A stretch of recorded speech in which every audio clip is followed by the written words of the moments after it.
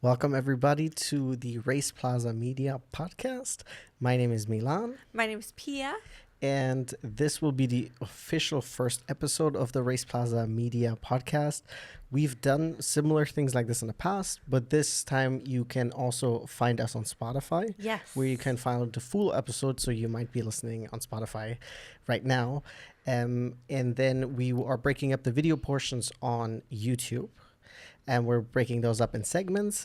However, most importantly, what we'll be talking about, of course, racing. We'll be talking about all racing that we've watched. Mm-hmm. This weekend, it will be things that we both watch together. But in the future, will also be individual series that we're following, just because there's so much racing, obviously, out there. So much racing. And then who are we? Of course, we run Race Plaza Media. I'm Milan, and Pia is my sister. Yes. Very important. Very important. Sister. And that's our relationship. Yes. We just both happen to love racing. Yes. We enjoy watching it together. Yeah. And the goal with Race Plaza Media is, of course, to create a community for everybody. It's especially geared to new fans. If you're a new fan, it can be sometimes tricky as a new fan for some corners of motorsport. So we're hoping that this is a welcoming place for everybody to just share their passion and love for motorsport. I agree. And then we're going to go right into it. We're going to start talking about the Formula One race that happened this weekend. This is the second race weekend of the year. Mm-hmm. And it was in Shanghai, China. Right. And we had also our first sprint race of the year, which I think was also the very first sprint race that I had ever watched. Are you serious? I'm pretty sure. Because I know you don't watch qualifying ever usually. You also don't watch the MotoGP sprints. Correct. But I had thought you had seen... I don't think I've ever seen a sprint race. Because you also don't like them. I don't like them. However, we did watch because I knew who qualified in first. True. Yes. After the sprint qualifying. That gave me, of course, big incentive to watch in the sprint race. And the cool thing was also for us this time that the sprint race happened on Saturday evening. Friday evening. Sorry, Friday evening. Yes. Okay, so I was right at the beginning. So Friday evening, 8 p.m. So that was actually a very good time to watch. Yes, I agree. Then, of course, the sprint race was only 19 laps long. So it is very much like a good snack. Oh, 100%. It was perfect. However, I'm still anti-sprint races. Don't get me wrong. Yeah, I mean, for various reasons. For various reasons. Yes. But this weekend, I very much enjoyed the sprint race. Yes, and we're going to get right into... Do you want to talk about qualifying real quick for sprint qualifying? Sure, if you want to. So, sprint qualifying, I don't think anything big really happened. Besides, I think the only major thing afterwards happened that Isaac Hadjar did get a... penalty for an unsafe release. It happened during qualifying. Just don't ask me if it was a sprint or the regular qualifying. I know he got a $5,000 fine. He got a $5,000 fine? For an unsafe release, yes. A monetary fine? Correct, yes. I didn't have time to look this up. Sorry, I was trying to open up the sprint times just because I hadn't had that open. Oh, do you want me to send it to you? No, I have it, I think now. But he got a monetary fine? I thought it was really interesting. I didn't have the time because we just came back from a birthday party recording this. But I wanted to look up if this is a normal thing, because I thought it was very interesting that he got a monetary fine and not a placement or whatever fine. Yeah. I thought it was also interesting because the incident was between Red Bull and Racing Bulls. Yeah. So essentially, Isaac was unsafely released into almost Max Verstappen, and he almost hit Max if Max would have not taken avoiding action. Yeah. I think it is always very interesting. I understand that the viewpoint out of the car, you don't really see a lot. Yeah. I do think it's always surprising how often this happens throughout the season. Well, because it's also because they have to trust the person who's releasing them. Well, I'm assuming their timing was off, but maybe the person was like, if he goes right now, he will make it. Yeah. But if you don't go right now, and it's also like, obviously you don't want to send it. But then, I mean, usually they go as soon as they get the signal, and they go pretty fast because they know they have to get in line, essentially. So But like, okay, so the whole monetary thing is still throwing me because, first of all, it's not a solely like a driver issue. You correct. know? I mean, It I would think be- the team pays for it, but I'm saying like he got a $5,000 Still, fine. like usually it would be either a time penalty if it happens during a race, or it would be like a grid penalty or something. a grid like that. penalty or something like that, but not a monetary fine. Yeah, I thought it was very interesting too. I was very surprised. Once again, I didn't have the time to go back in Yeah. and look up other penalties. Yeah. So that was one of the things, but there's a few things I was looking up leading up to this. So this kind of fell under the radar. I'm going to make sure that maybe the next time we come around talking about this, Yeah. I'll have some things prepared because I'm sure there's some research that goes into this. Yeah. But yeah, this is really the only big thing. I mean, also qualifying for sprint, it was on Friday. So Yeah. it was a long time ago. Yeah. Well, I mean, today is Sunday. I know it's only 2 days, but there's so much racing and so much life that happens in Yes. between. No, for sure. So do you want to just talk about a sprint race? Yeah, I mean, we Okay. can just talk about a sprint race. I mean, it was nice because first of all, it was surprising going into this weekend, going into Shanghai, China. I was expecting more of a regular type of race, like no rain. Correct. It's a track. Yeah. You know, so like it's more normal conditions to really see where all the teams lie and Correct. how just atypical Australia was with all the DNFs, with the rain and everything. And also it was a better, I was hoping it will be a better chance to also kind of gauge where the rookies are, where the teams stack up against each other. So I was curious and excited going into this weekend, but I definitely didn't expect so soon to see Hamilton, first of all, qualifying in pole for the sprint race. It was a very positive surprise.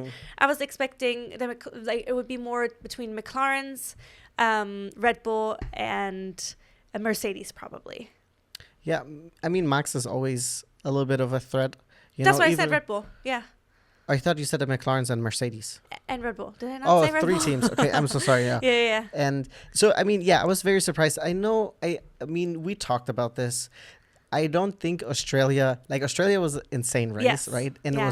it was very interesting to watch, but I don't think it was necessarily the best opening race because we just didn't get a clear idea of what's going on. No, right? it was absolute chaos. I mean, I guess maybe that makes it from like a viewer perspective. It was so entertaining. It makes it an interesting watch. Yes. Because there's so much that is happening. However, as like to get the ground base, where's everyone at right now? It's not very good a foundation. No, it didn't give us a gauging. Exactly. Yeah. That being said, yes, I was I know a lot of people online, they were like, with Lewis, and was it the wrong choice? But it's like, yes, of course he's gonna struggle. Like I'm not expecting him to get his 8th championship this year, right? That is not the expectation. He's still getting used to the car. I think this is the same grace we also have to give Carlos Sainz, who's really struggling in the Williams at the moment. Obviously a car that is not nearly as fast as the Ferrari, and they're fighting, of course, in a different level. But it was very, very nice and good to see that Lewis qualified in P1. And it, of course, is also a good confidence boost, right? It's just awesome to see Lewis on the front rows. And then sprint starting grid, we'll do the top 5. Yeah. Okay, that's fine. We had Lewis starting in the front. Then we had Max Verstappen, Oscar Piastri in 3rd, Charles qualified in 4th, and then we had George Russell in 5th, and I'm gonna mention this person actually as well, Lando Norris 6th. So Lando was kind of struggling, I think, also in practice already. Lewis seemed to like get to the weekend and really like Something clicked. It seemed like clicked, and then they all did the sprint race on medium tires, and Lewis, he controlled the race from the front. He took off, and I know that Max Verstappen was kind of like he had a push where he was within DRS, but he never had like the opportunity to actually make a move on Lewis. So it seemed like Lewis was really in control. I was nervous, of course. Yes, especially for me, I was especially nervous at the start. Yes. Because Verstappen does have great starts. But so does Lewis. And no, I'm not saying that he isn't, but we haven't seen him very much in that position. Well, we haven't seen him starting from front yet. Yes, as of late. So that's why it was interesting to see. And I mean, I was nervous, and also because Max was on the inside.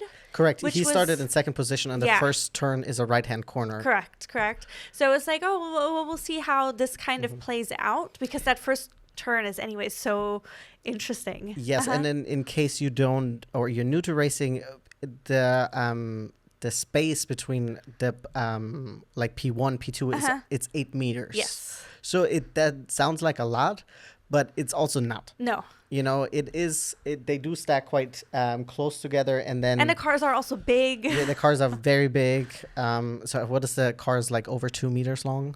Yeah, I don't know, but it was a fun sprint race, just rooting for Lewis, Hamilton. yeah. And also just like seeing if he could actually take his first win in the second racing event of the season, since it was quote unquote just a sprint. So that was exciting to see. It was also crazy because like a big chunk of the grandstands right in the middle by the start finish line was a 44 fan kind of group or whatnot. So it was incredible seeing their reaction also once he had actually won. He has the a race. lot of fans in Shanghai. Yeah, I mean, he has a lot of fans out all there, over, I say, all over the world. Yeah. But specifically like Shanghai, it seems like, or I think in like, especially now that we don't have a quote unquote native racer, right? That's true, yeah. That, since Zhou is on the grid. Zhou is a reserve driver for Ferrari. So yeah, it's kind of cool to see all this support and love for Lewis still there. You know? No, for sure. But I think the trickiest thing was figuring out the tire degradation. Correct.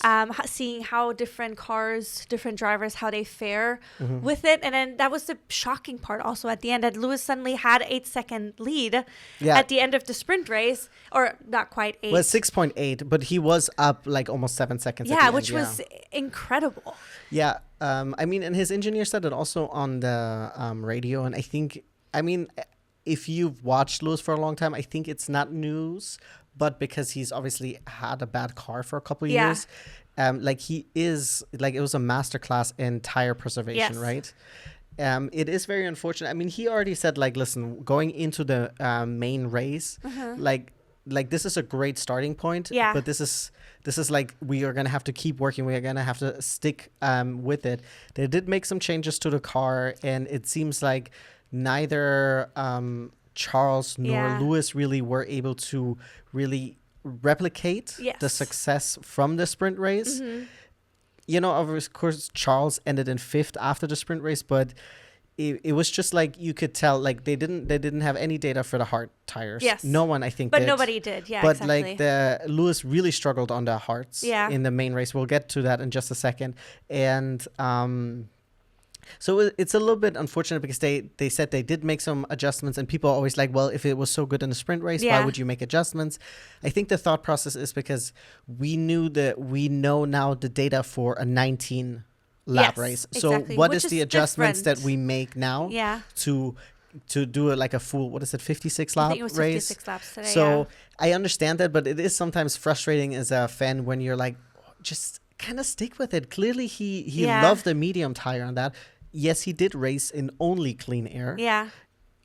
Yes, he did.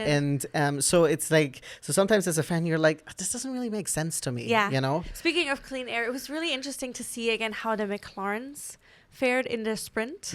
Also, I mean, Piastri ended up doing great. He ended up coming in 2nd, which he had passed Max Verstappen towards the end. But then Norris, he was struggling a bit. He started a little bit further back in the field. I think, did you say 6th? He started. He ended up in 8th. And then it showed again, because I remember last year we also had, there were several races where some of the McLarens were a little bit more in the mid-pack. And that's when they struggled more with the dirty air. Yeah, especially I think Oscar was more often in that position. Yes, unfortunately. So it was interesting to see Norris in that position this weekend. And he really struggled during the sprint race. He I mean, the dirty air, and then he was just not able to really extract anything out of it. So he ended up finishing in 8th. Yeah. After sprint race, which is, not ideal. He got 1 point. I think, if I remember correctly, he also had a bad start because he ended up going wide. Remember?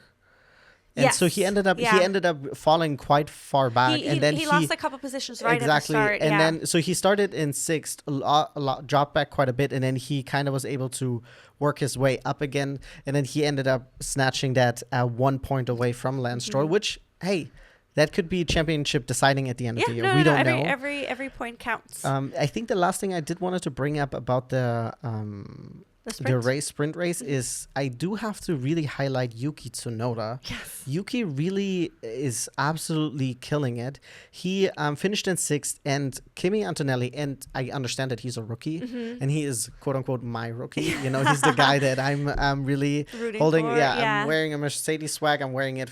I know it's the old one, but I'm not getting a new one anytime soon. This is for Kimi. Okay, Yes. I just wanted to. And I'm just pointing out that Kimi is not in your fantasy league. He's not in my fantasy league. I didn't have the money. I did buy Oscar. Okay, that doesn't make sense. We'll talk about it maybe later. But Kimi essentially had DRS the whole race. The whole race, truly. And I can't imagine how frustrating it is as a driver. You're like, I'm so close and I have DRS, but all this dirty air, and clearly Yuki was able to. I think this is also something we saw when Max Verstappen was on the hunt on trying to catch Lewis in the beginning of the sprint race, is that you have this very long straight. You have the longest straight on all of the tracks in Shanghai, right? And then you have this long DRS zone. Then they do like a right-hander, and then it goes into a shorter straight. And then that's it, right? And it's a lot of corners, no DRS. But Lewis was able to make up such a big of enough gap in the corner sections of the track, where then the DRS wasn't enough to get close enough to make a move. And it seems like Kimi Antonelli also probably all the dirty air during going through those corners, and of course I am assuming there's a little bit of a skill thing because he is very new to F1. And you have Yuki Tsunoda, someone who is, I would say, not someone who's probably easy to overtake. No, and I mean, he's a very experienced driver. He is. He's in his 4th or 5th year now. Yeah, I mean, he's also should be Red Bull driver, but that's a whole different conversation. Yeah, it's a whole other thing. But he's not. So good on him for being able to. Also, the Mercedes is clearly the better car compared to the Racing Bulls. You obviously need to be able to use it, and George is, obviously way more experienced, and he's been in a car longer, so he, of course. Interesting. Sorry, I just saw it's just Mercedes now. Oh, it's not Petronas? AMG Petronas. It's just Mercedes now. Interesting. Interesting. Anyways, I was like, that's interesting. But yeah, big shout out to Yuki for really, throwing it down. Yes. So let's move on to the starting grid of the main race. Yes. Oh, man. So really, really awesome. And for the very first time in his career, and for the first time in 8 years, we had an Australian starting off from pole position. Oscar Piastri was able to get in there and snatch up the pole. Here, this is really interesting. So George Russell started in 2nd. But I thought the qualifying broadcast, it happened at midnight for us on Friday. And I watched it. Because you didn't watch it because you're like, I have to get up at 4:45. Yeah, fair. I was not gonna watch I didn't have to get up until I think I was up at 7:30. So I immediately once I saw the little checkered flags on the side of the names, I turned it off. They didn't even mention that George Russell had snuck in there in 2nd place. I didn't even I thought he started in 5th or 6th or something like that. But I think he did it literally. Time was over, and then he was. I don't know if he was the last driver on the grid, but he snuck in there. And in the morning when I checked the results again, I was like, I didn't even notice that Russell made it to the front.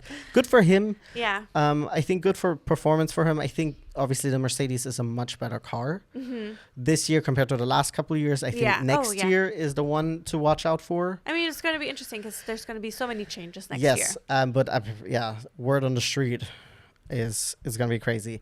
Then we had Lando Norris starting in 3rd. Yes. Max Verstappen in 4th, Lewis starting in 5th, and Charles in 6th. And really cool, Isaac Hadjar, who had such a heartbreaking weekend in Australia, starting from 7th. So happy to see that. Really, really fantastic qualifying for him. Really awesome also because I have him on my fantasy. So it was really awesome. It's just, I'm happy to see him have like a positive experience. I mean, we haven't had a chance to talk about it on the pod. Yeah. But like, I'm so excited that we have so many rookies this season. Yes. You know, it's the first time in recent history that we have so many. I mean, we have 6 full season rookies, you know? Yes, technically, 3 years ago, we had 3 rookies at the same time. Yeah, but we have double. Yeah, I mean, I'm just saying, but okay, this can sound super toxic, but it's also, we have quote unquote competitive rookies. Ah, yes. Because we got Oscar, we got Sargent, yes, and we had Nick. Ah. So yes.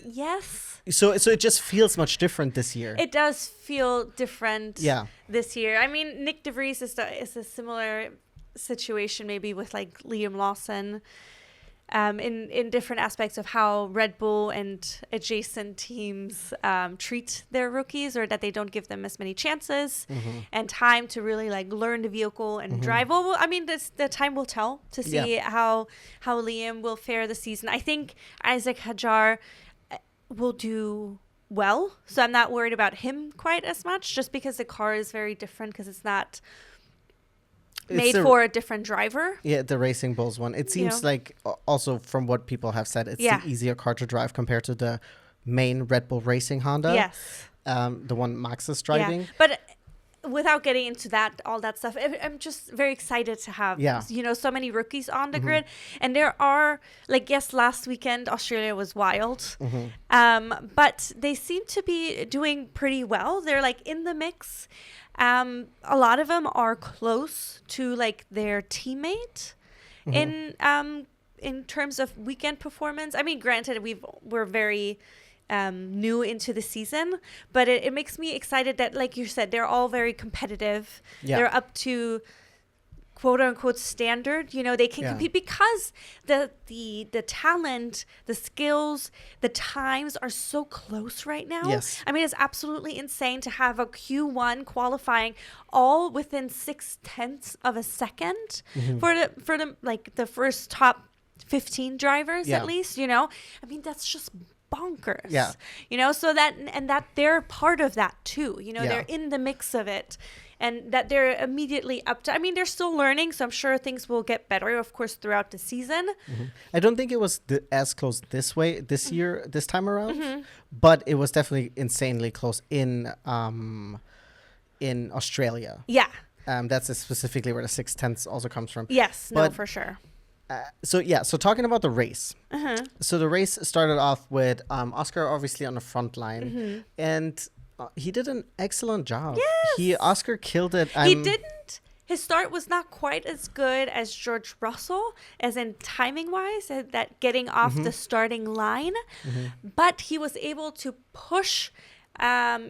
Not push him off the road, but get into his way to get to the inside pretty quickly, so that he was able to secure his position, which then in turn also helped Lando Norris, because there was space for him to come around on the outside for a little bit. There was some movement there, but it was overall a really fun start to watch. It was, yes, it was, because this track also I quite like. There is quite a lot of overtaking opportunities, and I think, like, for example, someone like Oliver Behrman had an insane race. I mean, he had so many overtags. He always, every time he passed someone, he got on the radio and said ciao. I did see an interview with him later when he went to see Laura Winter, and he felt a little bit bad about it, because he was like, oh, this was just like the adrenaline. I could see and that. And he 100%. doesn't seem like a person that would really intend it, but I think it's just kind of, you swept up in the moment. Yeah, absolutely. And you're on a high. Exactly. I was going to say, you have all this adrenaline. You have this, like, you're coming from the back and you're passing one person, and then in the same corner, the next lap, you pass the next person. I mean, it must be such a euphoric feeling. Yeah. So I think it's so funny. And also because he almost did it with ease. Yes. I know that he had one attempt that didn't go wrong. Yes. That was with Gasly. He tried tried to do exactly. the same thing, but it didn't. And then it didn't work. But then he found his rhythm, and he was Yes. overtaking a lot of people, and that was just awesome to Yes. see. I will say, Uh-huh. and I read this online, talking about the start. It was really unfortunate because I thought the broadcast was not up to snuff again, because Nico Hulkenberg lost 7 positions in the start, and Yes. they didn't show any replays. They only showed a little bit of it, and then they cut it off, Oh, which Gesundheit. Oy, jeez. And it's a little bit frustrating that you have something that's so intense that happens. And Yeah. I understand that, in the beginning, a lot happens, Yes. right? However, and I think maybe a lot of people will agree with me that I don't think this race was overtly spectacular. No. It was an okay race. Yes. It was definitely like the polar opposite of the Australia race. Yes. Everyone was essentially on their best behavior. Yeah, I think the biggest thing really this race was figuring out the strategy. Is it a 1 pit? Is it a 2 pit? Yeah. What's the tire situation? Yeah. How are people handling the hard tire? Because like you had said earlier, nobody had experienced it. So that was, I feel like, the most like exciting. We had some really fun takeovers, especially like the 2 from Ollie Behrman, or anytime somebody went wide the long way into turn 1. That was really fun. And then I think Max had a really fun overtake in turn 3. When he overtook Charles at the end. Exactly, which was sad for Charles. Yeah. But it was Would have not mattered. yeah, but it was Oh, I forgot for a second. But it was just a nice overtake. So there were some beautiful racing moments, but it was not the most entertaining Correct. race. Yes, I agree. I think the first big heartbreak that happened right at the beginning of the race is Fernando Alonso DNFing. Yes, I'm I not- at first thought that Gasly was either not shading him in a way, because he was like, oh, Alonso's brakes are on fire. Yes. I wasn't sure if there was literal fire or if he's like trying to say something like he's braking late, or I don't know, if he was trying to. But then suddenly we saw Alonso slow down, and I was like, no, he's in my fantasy team. He's also I in my need fantasy him. team. He's like, because he's so consistent usually. Yeah, like last race, he crashed out because there was a lot of debris. I mean, that was not his fault. Yeah. Yeah, it's like impossible, and then you just I don't think he could have done anything to avoid that. Yes.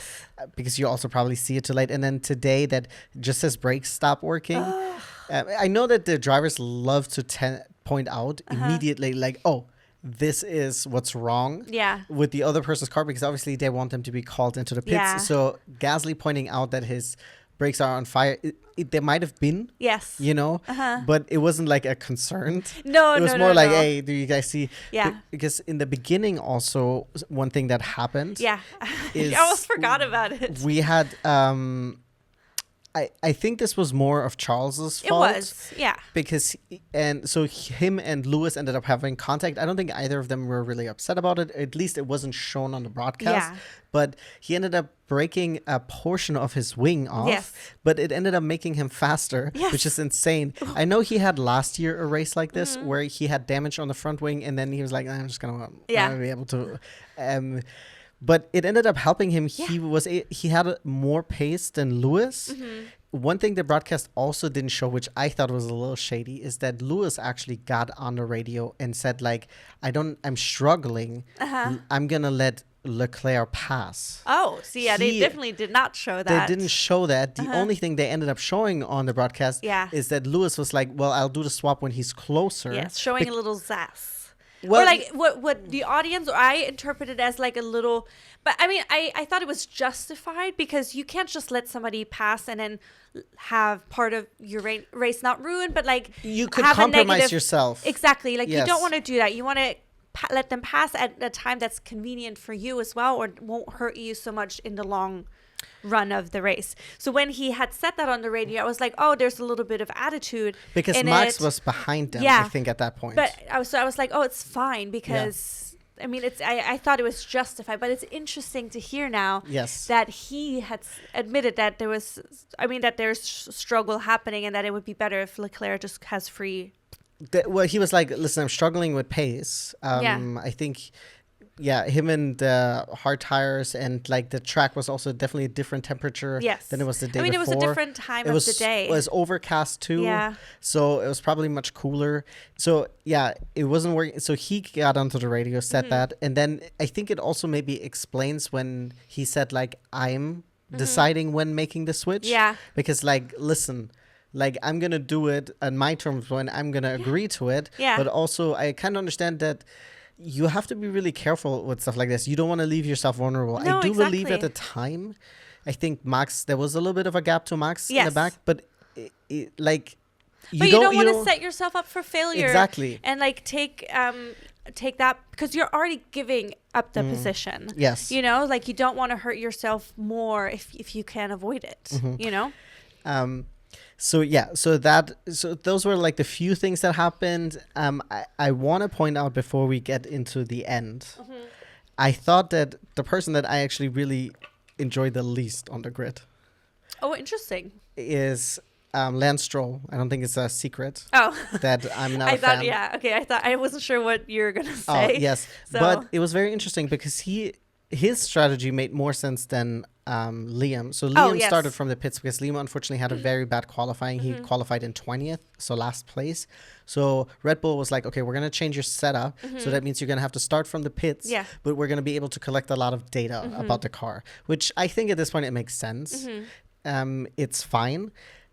However, I think 4 people started on the hard tire and everyone else started on a medium tire. And Lance Stroll was one of the only people, one of the few people to start on the hard tire, but he was also the one that used the hard tire. Because Liam, like you pointed out, I think pitted when a lot of people went in for the pits for the medium tires, tire. So why put him on the hard? It doesn't make sense. I mean, I don't understand what the thought process is, but Lance had like, I think 30 laps into the race, he had like his fastest lap, and I was like, good for you. It really worked for him. It really worked for him. I mean, I don't think this is like indicative of him like being better than, like, he's still the second driver, and I still think that he shouldn't be on the grid. No, but it was still interesting to see that it was just like everybody had already pitted. People were talking about whether or not to go again. Yeah. And then he's still there on his original hard tires, cruising into pack, and not, from what it seemed like, he didn't lose a lot of positions. He was competitive with them. So he started. Let's look at starting grid because I don't remember where he started.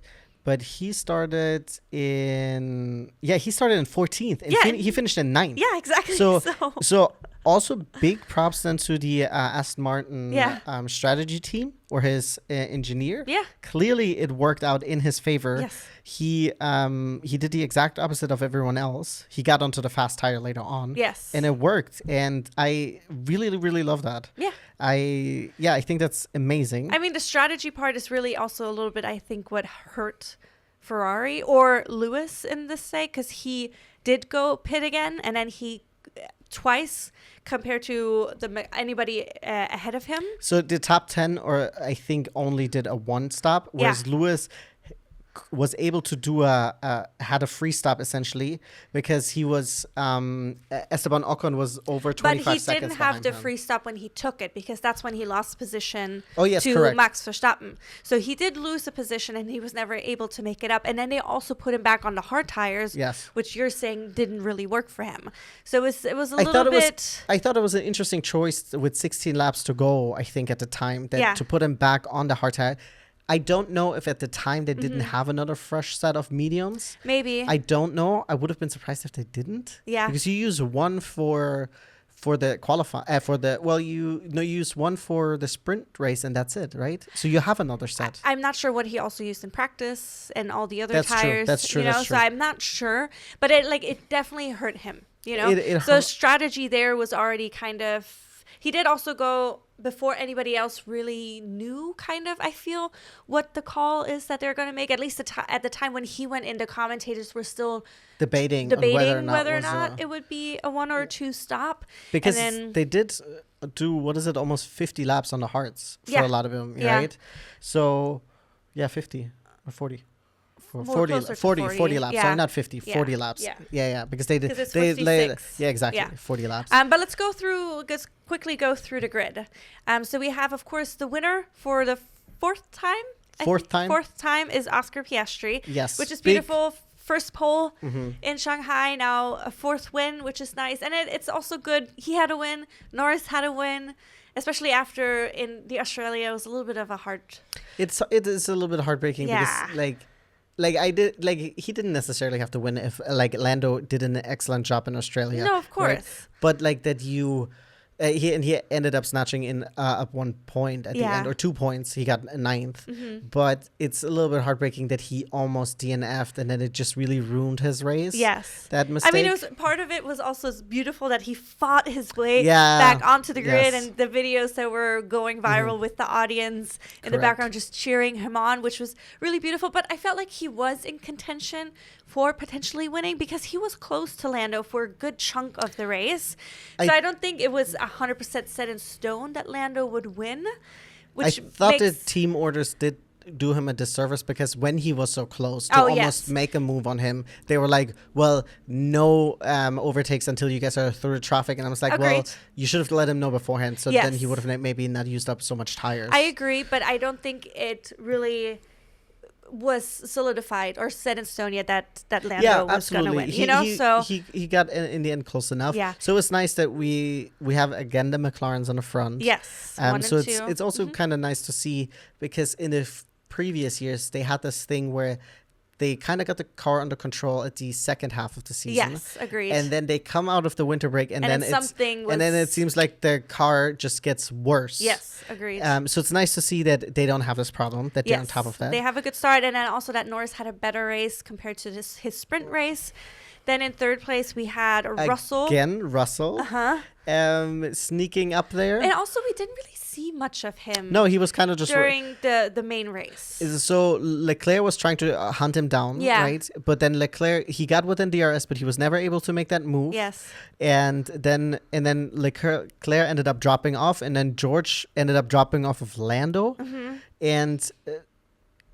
Lando was he was trying to go on a charge at the end towards Oscar, but it turns out that his brake was essentially failing. Yes. I mean, they said that he had brake power, or at least at the beginning of his struggles, but this pedal was extending. Correct. So, which is already horrible. And it's like half a millimeter. Yeah. Per lap, I think they said. So I know that doesn't sound like a lot, but it is. But a car that's so fine-tuned, where you're going like 250 miles an hour, that makes a huge difference. And then he also said at the end that his foot was flat when he was braking, and that's when they were getting critical, where he had to back out much earlier into corners, and then all of a sudden Russell was getting closer and closer, and luckily we were literally on the last lap because I think he would have any more. Norris would have lost second place, maybe even third, depending on how bad it would have gotten. Depending on how many laps, because I think Max he was 5 seconds behind George. Yeah. So, but yeah, he was losing a lot of seconds per lap. It kind of gave me a little bit of a memory of, of course he didn't win, but when Lewis had the puncture, and then he ended up winning the race, but like they were also like Max Verstappen is 10 seconds getting closer. It was like 12 seconds, 10 seconds, and it's like just limping across the finish line. Exciting, anxiety-ridden moment, but also beautiful. Well, we had that similar issue last year in Coda with Max, where Max was nursing a braking problem. Yes. And then this is actually a perfect segment because Lewis was hunting him down, and Lewis ended up getting disqualified that race for the same reason that he got disqualified this time around, because the plank underneath the car, they have like a wooden plank, it was too thin. But because Ferrari, being Ferrari and being a Ferrari fan is just sometimes heartbreaking and hurtful, so tough. is Leclerc also got disqualified because his car was like 1.1 kilos too light. Yes. And hey, I'm like, if the car's too light, it's too light, and you get disqualified for that. Pierre Gasly got disqualified for that as well this race weekend. Last year, Russell's win was taken away in Yes. Spa because his car was too light. Yeah. So, I mean, it's the regulation, but this is just so avoidable. Yeah, it's so avoidable. That's why it's so It's frustrating. so frustrating, you know. Especially, I feel bad for everybody who watched the race on here in the US on Saturday night. Yes. And then Sunday morning, they wake up and both Ferraris and Yes. Gasly are disqualified. You're like, What what happened? the hell happened? Yeah, what happened overnight? I mean, it's absolutely bonkers. Yeah. It's sad. It's frustrating. You had said it when we talked about it earlier. I'm glad that at least Lewis still has his sprint win. Yes, that from wasn't this taken weekend, away. so that wasn't taken away. But I mean, it definitely hurts Ferrari in terms of constructor points. Also, if it hurts all the drivers in terms of them It losing hurts their my points. fantasy. Yeah, it hurts my fantasy team 100%.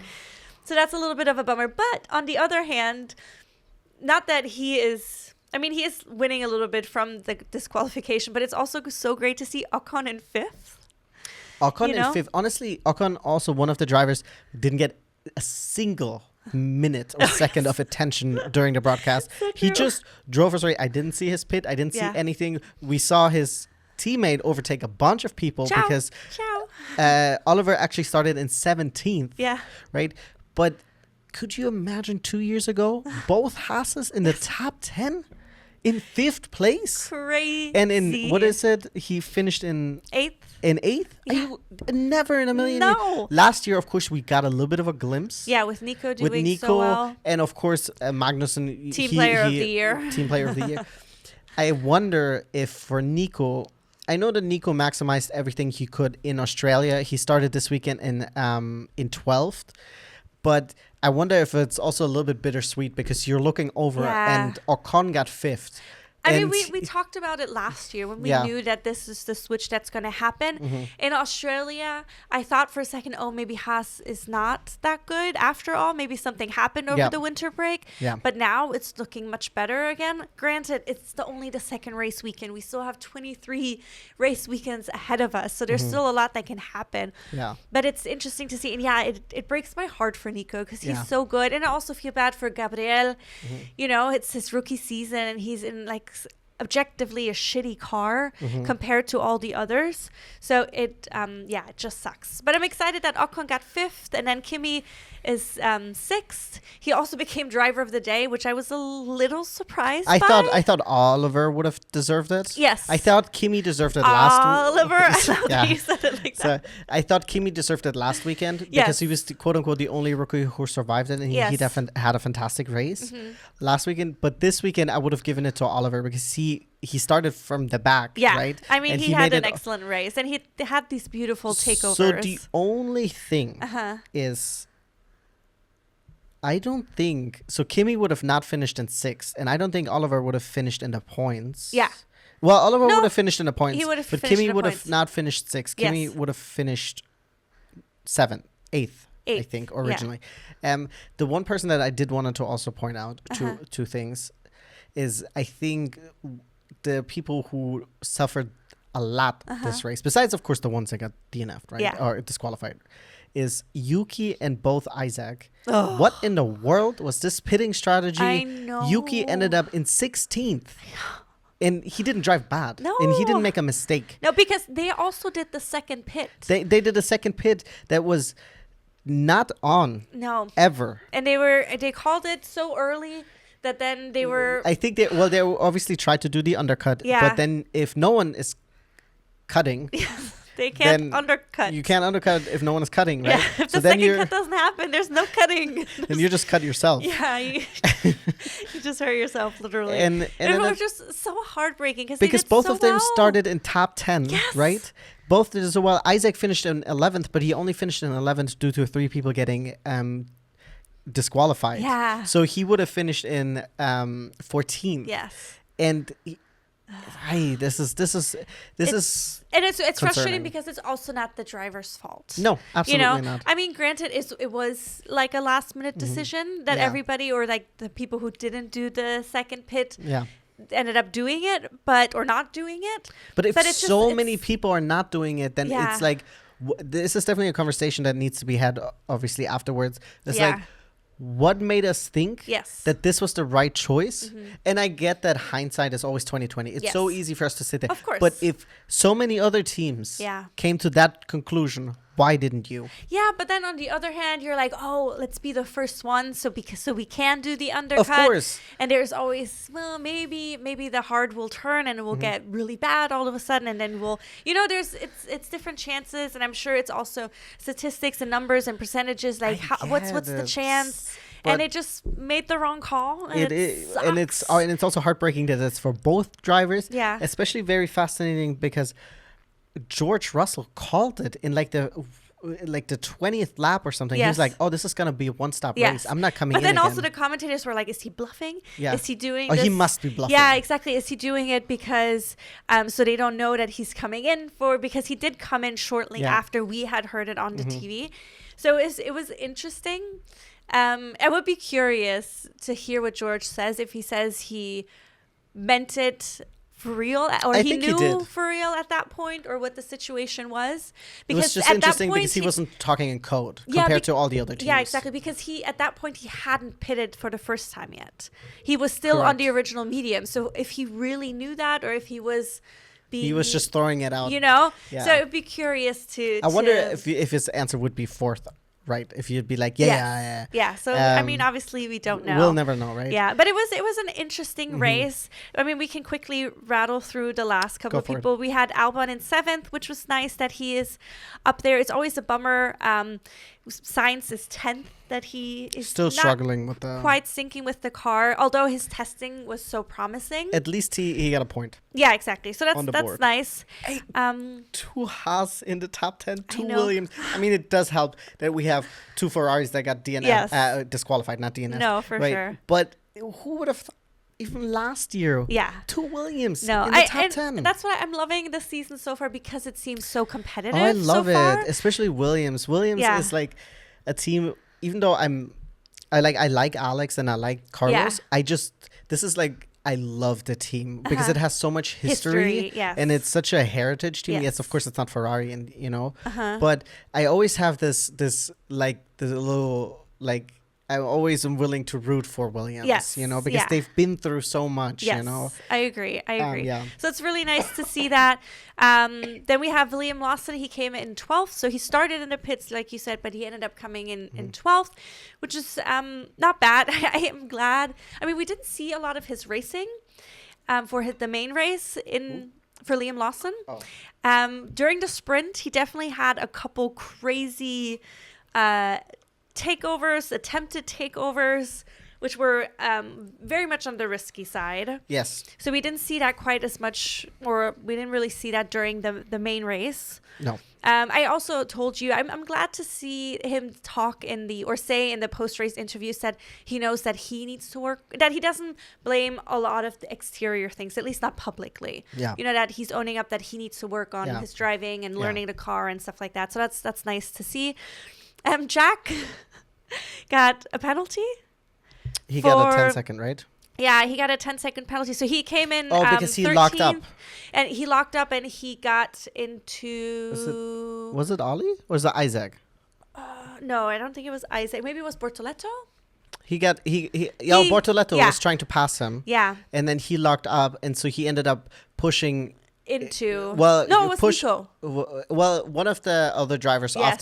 off the track. Yeah. And he ended up going off track too, and he got a 10-second penalty for that. Yes, which I thought was a little harsh, but they only showed one replay, so I would have to maybe see it again. I mean, I guess the argument is like, well, we cannot let someone get away with it just because they have a lockup. Because then Yeah. I could just lock it up every time and push you off track and Yes. get away. Because you give those drivers an inch, they take a mile. No, of course, I get that. But on the other hand, I think 10 seconds is so incredibly harsh. But I thought it's because they don't do the 5-second anymore. Yeah, but I think the 5 seconds should be a thing, because 5 seconds is huge, especially now that they're all so competitive and they're all so close. Maybe now To each that other? they're close again, because we didn't have that for a while. Yeah. We didn't have that. Maybe they're gonna go back to it. I don't know. I don't know. So yeah, I mean, we'll But 10 see. seconds is pretty steep. Yeah. So then number 14th we have Gabriel Bortoletto, followed by his teammate Nico Hülkenberg, which is just a bummer that they're at the bottom. Then we had Yuki Tsunoda, Jesus Christ, in 16th. Yeah. And then we have, of course, Alonso didn't finish, and Leclerc, Hamilton, and Gasly got disqualified, which is also a rare kind of occasion. Exactly. I don't know if we said it, but Pierre Gasly was disqualified also due to weight. Yeah, you said that. Okay. Yeah. Okay. Exactly. And then quickly, let's look at the team standings the driver standings so far. Norris is still at the top.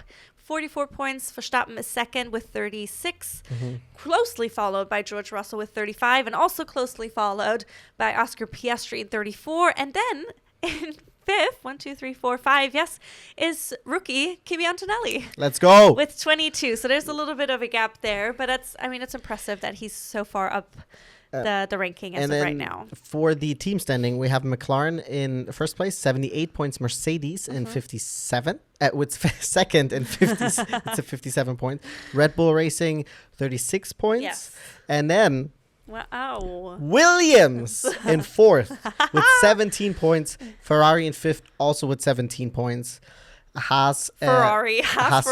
Yeah. In sixth with 14 points, and we have Aston Martin 10. Kick for the first time on the board. Oh, wow. Last year they didn't get any points, I think. Has 6 points. Racing Bulls has 3, and then Alpine was not able to get on the board yet. They would have been on the board today. Yeah. With Gasly, I think. I think so. I'm not sure. Oh, but I'm honestly surprised. I'm not, but I'm also that Alpine has 0 points. I mean, it's still early. I mean, we keep saying it. But so they had early a double because it is DNF still last early. weekend, right? No, I mean, I'm just saying. Did they? No. Did I don't Gasly make it remember. into the final? I thought Gasly was finished. he was just slow? I guess he was just further back. I mean, Further back.